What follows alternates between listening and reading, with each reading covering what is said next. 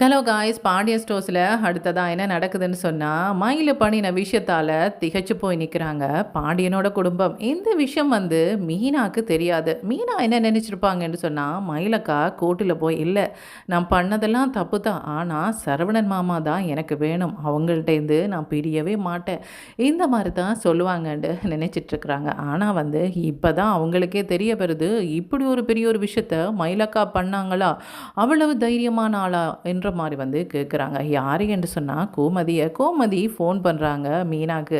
மீனா சொல்கிறாங்க, ஆஃபீஸில் இருக்கிறன்ற மாதிரி சொல்கிறாங்க. அம்மாடி, நீ ஆஃபீஸில் தான் இருப்பேன்ட்டு எனக்கு தெரியும், இப்போ ஒன்றும் வீட்டுக்கு வர தேவையில்லை, நீ ஆஃபீஸால் நேராக உன்னுடைய வீட்டுக்கு போகாமல் எங்கே வந்துடுறியா, பேசுகிறக்கு ஒரு சில விஷயம் இருக்குது, எனக்கு பேச்சு துணைக்கும் ஆள் தேவையாக இருக்குது என்ற மாதிரி சொல்கிறாங்க. என்னது, பேசுகிறக்கு ஒரு விஷயம் இருக்கா, திரும்பவும் ஏதாவது பிரச்சனை ஆரம்பிச்சிட்டாங்களா, யாரும் அப்படி சொல்லலையே, சரி பரவாயில்லை, ஆஃபீஸ் முடித்ததுக்கப்புறமா அங்கேயே போகலாம் வந்துட்டு செந்திலுக்கு ஃபோன் பண்ணி சொல்கிறாங்க, உங்களுடைய அம்மா ஃபோன் பண்ணாங்க, அதாவது ஆஃபீஸால் நேராக எங்களோட வீட்டுக்கு போக வேண்டாமா, தன்னை பார்க்க வர சொல்லி, அதனால் நீங்களுமே வந்துடுறீங்களா அல்லது நான் தனியாக போகவா என்ற மாதிரி சொல்கிறாங்க. இல்லை மீனா, பரவாயில்லை, நானுமே வந்துடுறேன், நானுமே வீட்டை போக்கணுமென்று தான் நினச்சிருந்தேன், அதனால் நீயே கேட்டுட்ட பிறகு என்ன வந்துடலான்ற மாதிரி சொல்கிறாங்க.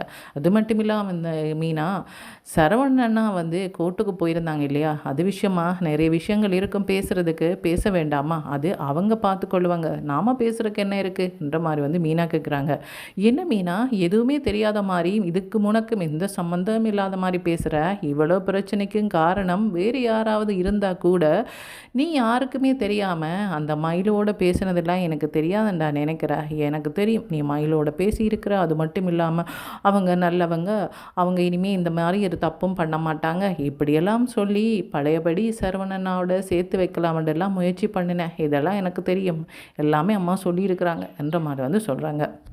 இப்படி சொல்லும்போது, இங்கே பாருங்கள், நானும் ஒரு பொண்ணு தான், அவங்க ஏதோ தெரிஞ்சோ தெரியாமல் நிறைய தப்பு பண்ணிட்டாங்க, நிறைய பொய் சொல்லிட்டாங்க, அவங்க இப்போ இருக்கிற நிலைமையை பார்க்கும்போது எனக்கு ரொம்பவே கஷ்டமாக இருந்தது, அதனால தான் அப்படி சொன்னேன், அதுக்காக ஒன்றும் அவங்க குடும்ப விஷயத்தில் நான் தலையிட போகிறதில்ல, என்னட்டு ஏதாவது உதவி கேட்டால் அதை பண்ணுவேனே ஒழிய, நான் அப்போது இல்லை நீங்கள் அப்படியெல்லாம் பண்ணக்கூடாது, இப்படியெல்லாம் பண்ணக்கூடாதுன்னு நான் சொல்லவே மாட்டேன், ஏன்னு சொன்னால் அவங்களுக்கு பிடிச்சிருந்தா வாழுவாங்க, பிடிக்கலேண்டா விட்டுட்டு போவாங்க, எதிரே யாரப்பா நாங்கள் பேசுகிறதுக்கு என்ற மாதிரி சொல்கிறாங்க. என்ன மீனா, எப்படி சொன்னால் எப்படி, அது சரி கோர்ட்டில் என்ன முடிவு சொல்லியிருப்பாங்கன்னு நீ நினைக்கிறன்ற மாதிரி சொல்கிறாங்க. எதுக்குங்க இவ்வளோ அவசரம், வீட்டுக்கு போனால் எல்லாம் தெரிஞ்சிட போகுது, எழுது போனால், அப்படி உங்களுக்கு அவசரமாக இருந்தால் உங்களோட அண்ணனுக்கே ஃபோன் பண்ண வேண்டியதானே, என்ன கேட்டு என்ன பிரயோசனம்ன்ற மாதிரி சொல்கிறாங்க. இல்லை, ஒரு ஆர்வத்தில் கேட்டேன், சரி பரவாயில்ல, வீட்டுக்கு போய் தெரிஞ்சுக்கொள்ளலாம், இதெல்லாம் ஃபோனில் கேட்குறது அவ்வளோ நல்லா இல்லை ஏன்ட்டு இவங்க 2 பேரும் எங்கே வராங்கன்னு சொன்னால் கோமதி வீட்டுக்கு வராங்க.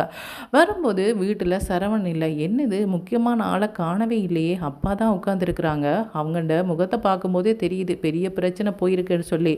அப்படி பார்க்க போனால் மீனா, கோர்ட்டில் இவங்களுக்கு சாதகமாக எந்த முடிவும் கிடைக்கல போல இருக்கு என்ற மாதிரி சொல்கிறாங்க.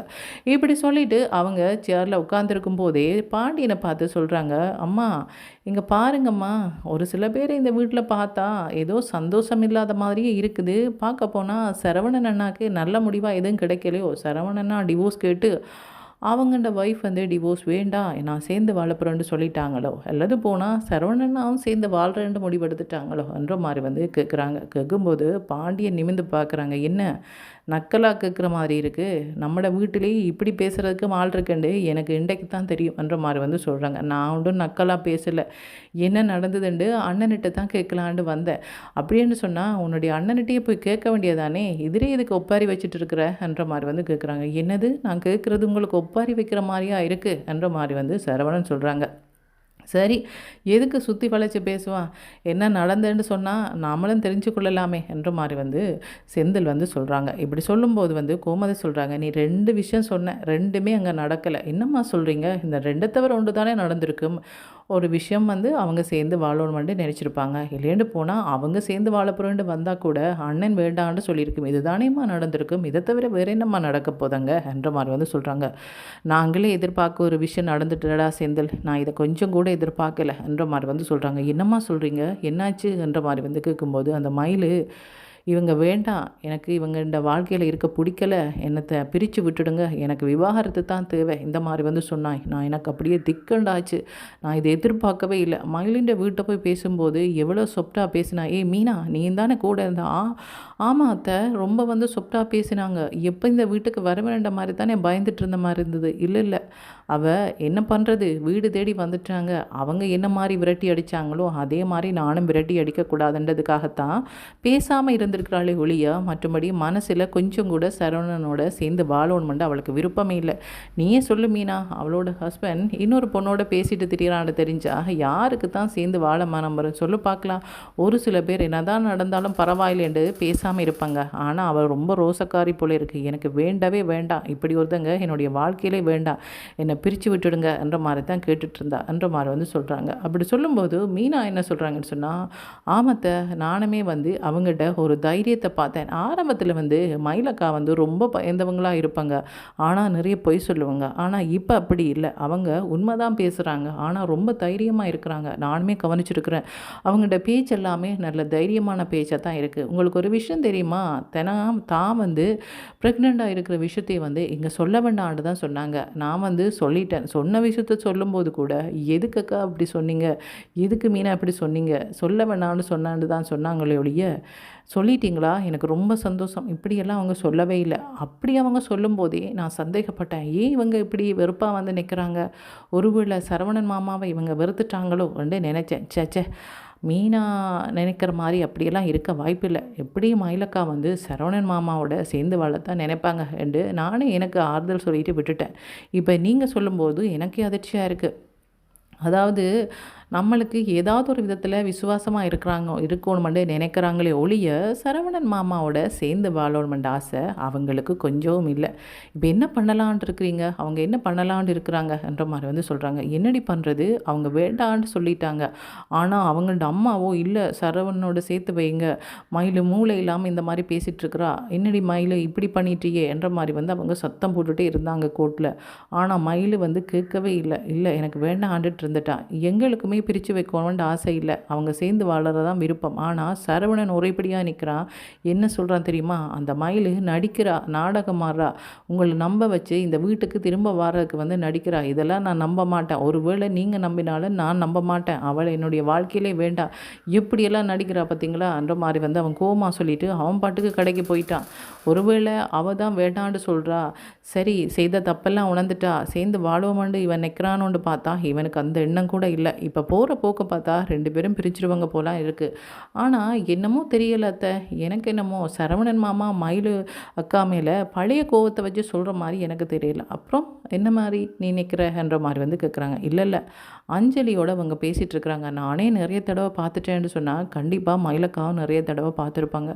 இப்படி கோயிலுக்கு எப்போ போனாலுமே தன்னுடைய ஹஸ்பண்ட் இன்னொரு பொண்ணோட அங்கேருந்து பேசிகிட்டு இருக்கிறாங்கன்னு சொன்னால் இவங்களே பார்க்குறாங்க, நாங்களே பார்க்குறோம்னு சொன்னால் எத்தனை பேர் தெரிஞ்சவங்க பார்ப்பாங்க.